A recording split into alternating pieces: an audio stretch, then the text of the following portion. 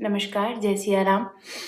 आज की वीडियो में हम बात करेंगे वीनस और मार्स कंजंक्शन के लिए। वीनस और मार्स के कंजंक्शन को ऐसा समझिए जैसे हम जो घर में एलपीजी गैस यूज़ करते हैं, उसका जो सिलेंडर है, तो वो प्रॉपर सिस्टम बना हुआ है कि सिलेंडर से गैस पाइप के थ्रू हमारे बर्नर्स में आएगी, वहाँ से नॉब हमारी कंट्रोल करके देगी कि हमें कितनी फ्लेम चाहिए, कितनी नहीं। तो वो जो सिलेंडर के पास एनर्जी है दैट लेटेंट नहीं मैं कहूँगी, लेकिन जो कंट्रोल कंटेंट एनर्जी है दैट इज़ वीनस और वो जो इग्निशन हमने किया दैट इज़ मार्स।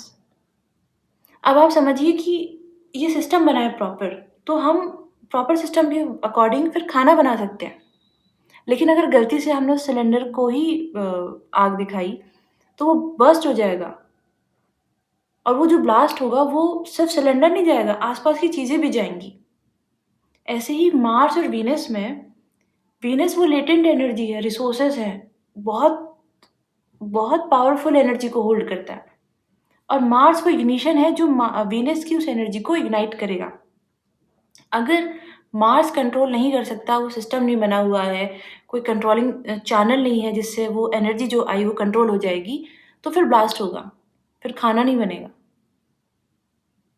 और क्योंकि एज़ अ ह्यूमन जब हम किसी सन्यासी की बात करते हैं, साधु की बात करते हैं, साधक की बात करते हैं, तो उन्हें एनर्जी समझ में आती है। वो समझते हैं कि अभी मुझे शांत होना है, अभी बात करनी है या मेरे इमोशंस ओवरफ्लो हो रहे हैं, मुझे चुप हो जाना चाहिए।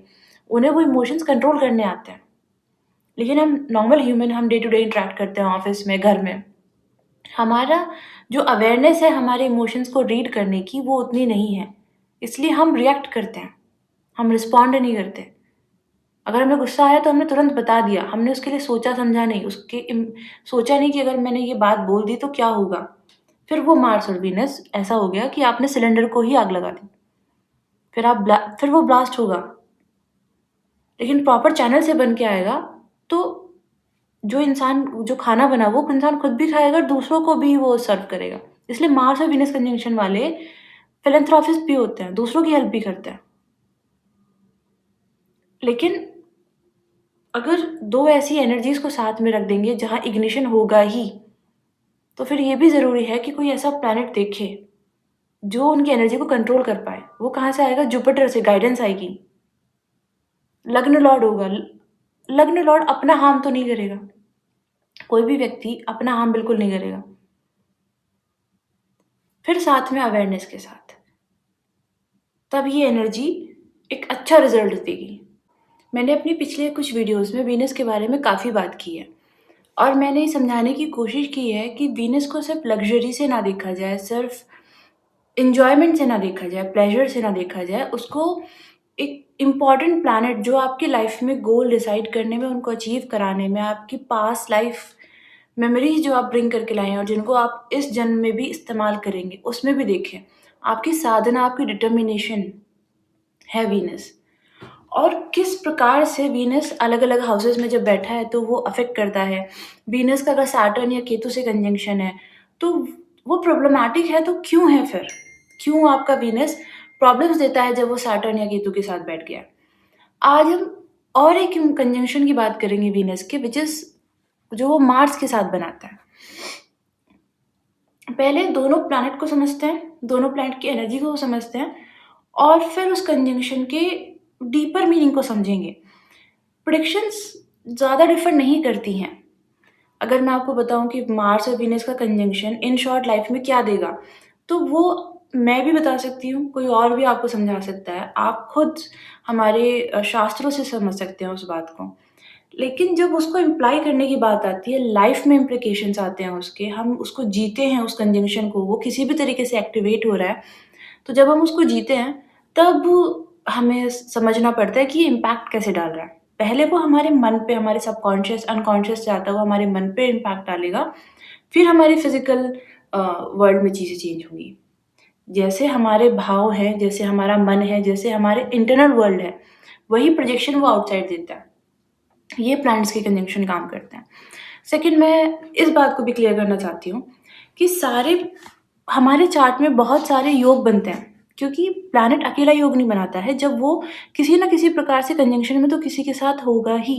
159 में होगा, दृष्टि में होगा या फिर साथ में एक साथ प्लेसमेंट में बैठे होंगे, हाउस में एक्सचेंज होगा, तो प्लैनेट का जो एनर्जी है वो कंजंक्शन में किसी और प्लैनेट से अफ़ेक्ट हो ही रही होगी। और ऐसा कोई चार्ट नहीं है, जिस भी हाउ ज कोई भी प्लैनेट को आप बोल दें और हम बोलते हैं कि अफ़्लिक्शन में नहीं है तो। लेकिन अफ़्लिक्शन में तो होगा ही, क्योंकि मैलेफिक प्लैनेट्स जिनको हम मैलेफिक कहते हैं, वो प्लैनेट्स हैं हमारे शास्त्रों में, ग्रह सिस्टम में। तो चार्ट में एक प्लैनेट, अगर आप वीनस को भी देखेंगे, तो वो या तो किसी के साथ, किसी मैलेफिक दूसरे मैलेफिक के साथ एक्सचेंज में होगा, दृष्टि आ रही होगी, आमने-सामने होंगे, कुछ तो रिलेशन बनाता होगा। तो अफ़्लिक्शन होगा ही।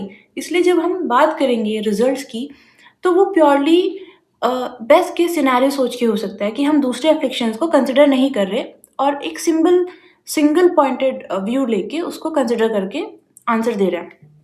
This is one of the things. Now जब वीनस और मार्स की कंजंक्शन की बात करेंगे, स्पेशली कोई भी कंजंक्शन है, हमारे चार्ट में एक्टिवेट कब होता है?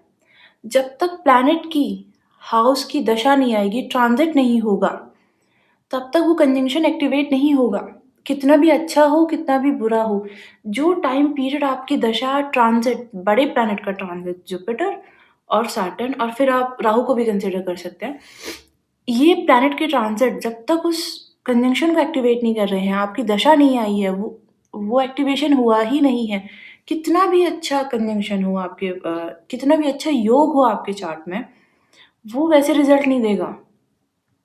और सेम विद दी वो कंजंक्शन जिनको हम अपने फ़ेवर में नहीं समझते, वो भी रिज़ल्ट नहीं देंगे जब तक कि दशा ना आ जाए, जब तक कि ट्रांज़िट उसको एक्टिवेट ना कर दे। और जितने समय के लिए दशा और ट्रांज़िट उसको एक्टिवेट करेंगे, उतने ही समय के लिए उसके रिज़ल्ट रहेंगे। वो भी लिमिटेड है। तो कभी अगर आपके चार्ट में कोई ऐसा कंजंक्शन है जिसके लिए आपको बहुत डरा दिया गया है, या आपने एक अज़्यूम कर लिया है, प्री नोशन बना लिया है कि ये तो ऐसे ही रिज़ल्ट देगा, तब आप प्लीज़ दशा को समझें, हाउस एक्टिवेशन को समझें और ट्रांज़िट को समझें कि कितने समय के लिए ऐसे रिज़ल्ट देगा। और उतने समय के लिए पेशेंस रखें। जब वो समय निकल जाएगा, तब आप अपनी नॉर्मल लाइफ़ को जो उस टर्मॉइल के पहले थी, जी सकते हैं।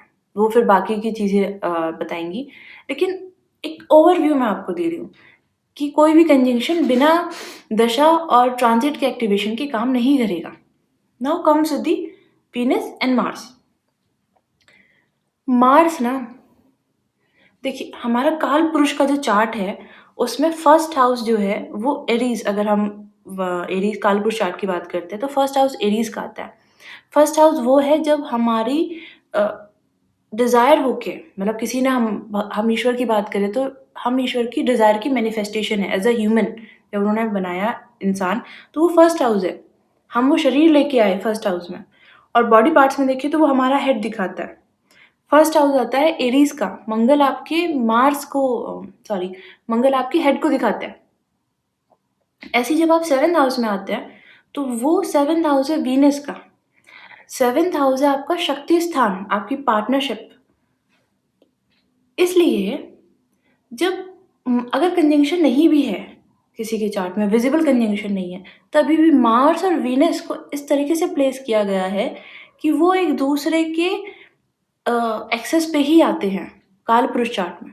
अगर आप 2nd हाउस और 8th हाउस की बात करें, तो 2nd हाउस जो हमारा टॉरस का है, वो वीनस का हाउस है, लॉर्डशिप उसकी वीनस के पास है। और 8th हाउस जो आपका मार्स का स्कॉर्पियो साइन आता है, उसकी लॉर्डशिप मार्स के पास है। वो दोनों के पॉइंट्स बदल गए, पहले मार्स ऊपर है और वीनस नीचे, उधर वीनस ऊपर है, मार्स नीचे, लेकिन दोनों एक्सेस पे ही आएँगे। इन नेचुरल हमारी कालपुरुष चार्ट के साथ कंजंक्शन आया ही है। दृष्टि सामने से एस्पेक्ट कर ही रहे हैं एक-दूसरे को। तो अब इसको अवॉइड नहीं कर सकते, ये एक लाइफ़ में दिया गया है। अब इसको करना कैसे है? देखिए, वीनस, अगर हम 2nd हाउस, वीनस शक्ति है, शक्ति पावर स्थान है आपका, लेकिन वो सोई हुई है। उसको एक्टिवेशन देगा आपका ट्रांज़िट जब आएगा, जब आपका लग्न लॉर्ड की दशा, अंतर्दशा चलेगी, जब दूसरे प्लैनेट्स को एक्टिवेट करेंगे, तब वो वीनस एक्टिवेट होगा। अगर आप एन्जॉय भी करते हैं लाइफ़ में, तो वो सडनली एन्जॉय नहीं करने लगे, एक फ़ेज़ आता है जिसमें आप बहुत एन्जॉय करते हैं, कभी आप बहुत सेपरेटेड होते हैं। ऐसे ही कभी आप बहुत आइसोलेटेड हैं और कभी आप दोस्तों के साथ हैं, वो एक फ़ेज़ है। ऐसे ही वीनस वो शक्ति स्थान है, जो समय-समय पे जागृत होता है। जब आपकी शादी हुई तो वो प्लेस एक्टिवेट हुआ ताकि आप प्रोजेनी आगे बढ़ा सकें। पावर हाउस है वो। वो एक्टिवेट होता है तब आप बच्चों की बात करते हैं। हम नॉर्मल अगर हम रिचुअल से चलें तो। क्योंकि पहले शादी होगी फिर बच्चे होंगे। पहले वो 7th हाउस एक्टिवेट होगा, पहले वीनस का रोल आया। ऐसे ही वीनस हमारे रिसोर्सेज़ हैं, हमारी वेल्थ है।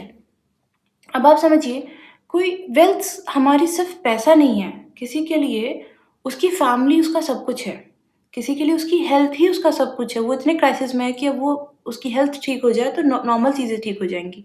एक सन्यासी के लिए जिसने सब त्याग दिया अपना, उसके पास पैसा नहीं है, फैमिली भी नहीं है, उसका जो वो ज्ञान है, उसकी जो साधना है, तपस्या है, वो सब कुछ है। तो वीनस आपका रिसोर्सेज़ में आया, आपकी वेल्थ में आया वीनस। एन्जॉय तो करेंगे, लेकिन एन्जॉय करने के लिए चीज़ें भी तो होनी चाहिए। एक सन्यासी बैठ के तपस्या करता है क्योंकि उसने साधनाएँ की हुई हैं। उसके पास वो एनर्जी है, वो गुरु का आशीर्वाद है। वो जो गुरु का आशीर्वाद है, वो उसकी वेल्थ है। वो उसका रिसोर्स है, वो उसकी एनर्जी का रिसोर्स है। वो अपने गुरु के पास जाके वहाँ से एनर्जी लेके ड्राइव करते हैं अपनी लाइफ़ को। That is also Venus. लेकिन इसको चाहिए एक्टिवेशन। इस वीनस की एनर्जी को जो आप कुंडलिनी समझ लीजिए, जो कि उस कुंडलिनी को एक्टिवेशन चाहिए, जो आती है ऊर्जा से। वो जो एनर्जी है, वो जो उसको एक्टिवेट करेगा, वो जो रिसोर्सेज़ को एक्टिवेट करेगा, वो है मार्स। अगर आप ऐसे भी समझें तो हमारे हेड में जो हमारा जो ब्रेन है, वहाँ सारे हमारे नर्वस सिस्टम में सारे न्यूरॉन्स हैं, सारे नर्वस सिस्टम में आ जाके यहीं से हमें सिग्नल जाता है हमारे नर्वस सिस्टम को। हमारे न्यूरॉन सारे यहीं पर हैं। वही सिग्नल भेजते हैं, हमारी कोई भी एक्शन रिएक्शन का जो इंस्टेंट रिज़ल्ट भी है या कुछ आता है, हमें रिएक्शन आती है, वो भी हमारे हेड से आती है, क्योंकि ये यहाँ से सिग्नल जाता है। अगर हम किसी की तरफ अट्रैक्ट हो रहे हैं इमोशनली, फिज़िकली, उसका जो हार्मोन रिलीज़ हुआ, वो भी यहाँ से क्लिक होता है। वो सिग्नल यहाँ से गया है। Most of the activities of our life are controlled by brain. तो वो एनर्जी रिसोर्स जो इकट्ठा है, जो अभी जिसमें आप ऐसे समझिए बहुत सारा है, न्यूक्लियर पावर हाउस के जैसा है, जिसकी रिसोर्स, जिसकी एनर्जी है, जिसका इग्निशन है मार्स। जब मार्स इग्नाइट करेगा तब वो वीनस वहाँ से रिसोर्सेज़ में एक्टिवेट करेगा। इसलिए कभी भी चार्ट में अब अगर आप आपसे देखें, हम मार्स को नॉर्मल सिर्फ़ एक्शन में, विल पावर में समझते हैं, लेकिन डिज़ायर भी मार्स है। पहले इच्छा आती है हमारे मन में। अगर हम गोल भी अचीव करना चाहते हैं, हमने कुछ देखा होगा, उसके बाद समझा होगा कि ये मेरे लिए लाइफ़ में ज़रूरी है, उसके बाद मैंने उसको पाने की इच्छा की है, तो वो जो इच्छा है वो मार्स है, विल पावर में है। विल पावर 2 वर्ड से बना है, विल और पावर। वो विल, वो इच्छा मार्स है। पावर इसलिए आई क्योंकि उसके पास है पावर, अगर वो एफ्लिक्शन में नहीं है तो जाके गो एंड गेट इट वाली। और वीनस के पास वो सब कुछ है, जहाँ से लिया जा सकता है। साधनाएँ भी हैं, एन्जॉयमेंट भी है और जो फैमिली जो हम नॉर्मल लव वाली फीलिंग हम चाहते हैं, रिलेशनशिप वाली, वो भी उसके पास है। उसके पास सारी एनर्जी है। मार्स कौन-सी एनर्जी को टैप इन करेगा, ये फिर चार्ट बताएगा। कैसे टैप इन करेगा, कितना उसको यूज़ कर सकता है, ये बताएगा। जैसे मैंने बताया कि एक न्यूक्लियर पावर हाउस के पास जैसा है, जिसके पास बहुत एनर्जी है। अब अगर इग्नाइट हुआ है न्यूक्लियर, तो कंट्रोल्ड वे में होना चाहिए। अगर मार्स और वीनस का कंजंक्शन एफ्लिक्शन में नहीं है और वीनस की प्लेसमेंट अच्छी है, और अच्छे से मतलब वीनस ज़्यादा फ्रिक्शन में नहीं है, तो ये एक अच्छा योग बना सकता है अनअर्न्ड मनी का भी। ऐसे लोग एन्जॉयमेंट अपनी लाइफ़ को जो एन्जॉय करना चाहते हैं, वो वाले एरियाज़ में हो सकते हैं। बहुत अच्छे एस्ट्रोलॉजिस्ट के चार्ट में वीनस मार्स का कंजंक्शन है। क्योंकि वो पैशन दे रहा है मार्स। अगर वीनस के पास लव है, तो मार्स के पास पैशन है, गो एंड गेट इट वाली एनर्जी है। और वो पैशन सिर्फ़ प्यार के लिए नहीं है, वो अगर गोल सेट कर लेता है, तो वो पैशन देता है वहाँ पे। वो जो कांस्टेंट ड्राइव, जो पैशन हमारे एक इग्नाइट रहता है कि मुझे ये करना ही है, वो मार्स आएगा। अगर वीनस अफ़्लिक्शन में है और मार्स उसको कंट्रोल नहीं कर पा रहा है, तो ये ऐसा समझिए कि न्यूक्लियर हाउस पावर हाउस में इग्निशन हो गया है, लेकिन उन न्यूक्लियर रिएक्शन को कंट्रोल करने के लिए कुछ नहीं है, तो वो रैंडम रिएक्शंस होंगी और वो एनर्जी इतनी बनेगी कि कंट्रोल नहीं हो पाएगा। जब वो एनर्जी कंट्रोल नहीं हो पाती, तब वो प्रॉब्लम देता है। इसलिए मैरिड लाइफ में जब वीनस और मार्स की कंजंक्शन को इसलिए हम थोड़ा डिफ़िकल्ट समझते हैं, क्योंकि वो एनर्जी जो जब 2 लोग साथ आएँगे और ये एक्टिवेट होगा, उसको हैंडल करने के लिए दोनों लोगों के पास इतनी मैच्योरिटी होनी चाहिए। इसलिए एक बहुत अच्छे रेमेडी दी जाती है जब आप मार्स और वीनस के कंजंक्शन में होते हैं, कि वो लोग साथ में वर्कआउट करें, साथ में ट्रैवल करें, साथ में कोई फिज़िकल एक्टिविटी करें। ये कंजंक्शन जो लोग साथ में बैठ के पूजा-पाठ करते हैं, उससे ज़्यादा उसका है कि वो लोग साथ में फिज़िकल एक्टिविटी में इन्वॉल्व हैं। क्योंकि वास्टली वो एनर्जी बना रहा है और उसको कंट्रोल करने के लिए मार्स का अपर हैंड होना पड़ेगा। ये कंजंक्शन ट्रबल कब देता है? देखिए, जब मार्स और वीनस साथ में आएँगे, तो ये आप इतना समझिए कि वो इंसान एक हाई पोटेंशियल अपने अंदर होल्ड करता है, जिसको या तो उसने टैप नहीं किया है या फ्यूचर में कभी एक्सीडेंटली और विलिंगली वो उसको टैप कर लेगा। तब उसके पास उसकी साधनाएँ होनी चाहिए, उसके पास गाइडेंस होनी चाहिए और उसका जो मेंटल स्टेट है, वो बहुत स्टेबल होना चाहिए, ताकि वो उसे चैनलाइज़ कर सके। ये कंजंक्शन मटेरियलिस्टिक चीज़ों में बहुत अच्छे रिज़ल्ट देता है, अनअर्न्ड मनी को भी दिखाता है। और जब मटेरियलिस्टिक चीज़ों में अच्छा करेगा इंसान, तो ये एक एस्ट्रोलॉजी में बात है कि मेलेफिक्स हैं, वो अच्छे रिज़ल्ट देते हैं नॉन लिविंग के लिए और थोड़ा-सा हार्म करते हैं लिविंग को। और ये हम नॉर्मल लाइफ़ में भी समझिए कि जब वीनस और मार्स मिले, दोनों ही डिटर्मिनेशन है, विलिंगनेस है, विल पावर है, स्ट्रॉन्ग एनर्जी है, स्ट्रॉन्ग हेडेड होने की एनर्जी है। इसका मतलब वो इंसान अपने गोल्स को लेके, अपने ड्रीम्स को लेके बहुत कॉशियस होगा और बहुत एफर्ट्स डालता होगा। तो वर्कहॉलिक बना सकता है उसको। अगर वो एक इंसान पूरे समय ऑफ़िस में है या काम किए जा रहा है, तो उसकी पर्सनल लाइफ़ हर लेवल पे, चाहे वो पेरेंट्स के साथ रहता है, चाहे वो अपने पार्टनर के साथ रहता है, अफ़ेक्ट होगी। फिर कॉन्फ्लिक्ट आएगा, फिर इश्यू आएगा। फिर जो मार्स वीनस कंजंक्शन वाला है, उसको लगेगा कि मैंने जो सोचा है, वो तो मैं अचीव करूँगा एट एनी कॉस्ट। ऑब्सेशन देगा। पैशन तो मार्स दे ही रहा है, वीनस के पास ऑलरेडी पैशन है, वीनस के पास ऑलरेडी डिटर्मिनेशन है, उसमें मार्स ऐड हो गया है, अब वो फायर के जैसा पैशन दे रहा है। Now these people will work बहुत फ़ोकस होके टू अचीव देयर गोल्स। इसलिए फिर वो पर्सनल लाइफ़ में प्रॉब्लम दे सकता है। नॉर्मल है ये, इसको अलग से कुछ नहीं है। और जब ऑब्सेशन होता है व्यक्ति के पास या अपनी चीज़ों को लेके बहुत पॉसेसिव होता है, तो it's very easy to get into fights. वो अपने इमोशंस को एक कंटेंट करके नहीं रख सकते हैं। वो बहुत तैयार हैं अपनी बात को, स्पेशली एंगर को बताने में, दिखाने में।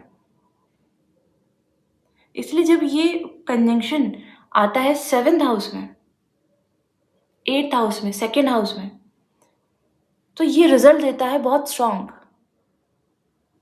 क्योंकि 7th हाउस आपकी पार्टनरशिप का है, वहाँ एक ऐसा प्लैनेट आके बैठ गया जो आपकी मटेरियलिस्टिक चीज़ों के लिए तो बहुत अच्छा है, लेकिन अपनी पर्सनल लाइफ़ में उसको हैंडल करने के लिए बहुत मैच्योरिटी और बहुत समझ चाहिए, गाइडेंस भी चाहिए। तब फिर वो फाइट वाली कंडीशन बना देता है पार्टनरशिप में।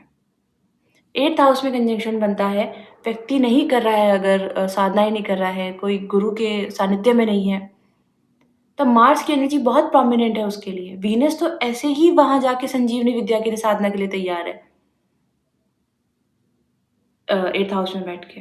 लेकिन मार्स अगर रेडी नहीं है, कर नहीं रहा है गुरु के सानिध्य में, इच्छा ही नहीं है, मार्स को इच्छा है जहाँ से वीनस एक्टिवेट होगा। और एनर्जी दिन पे दिन बढ़ती जा रही है, लेकिन उसको कोई चैनल देने वाला नहीं है। किसी ने उसको एक पर्टिकुलर फॉर्म में तैयार करने के लिए कोशिश नहीं की। मार्स का एक्शन नहीं लिया, मार्स का रोल नहीं आया, इच्छा नहीं आई। गुरु ढूँढे नहीं, अगर गुरु मिले भी तो बैठ के साधना ही नहीं की। तब फिर वो वीनस की एनर्जी दूसरी जगह जाएगी, जहाँ पे वो यूज़ नहीं हो रही है, वेस्ट हो रही है। ऐसे फिर जब 2nd हाउस में बैठा, तो वीनस वो रिसोर्सेज़ है, चाहे वो किसी भी फॉर्म में है। और व्यक्ति 1st हाउस से, कालपुरुष चार्ट से मार्स गया सेकंड हाउस में, वो एन्जॉयमेंट में लग गया है, अब वो एन्जॉय करना चाहता है लाइफ़ को।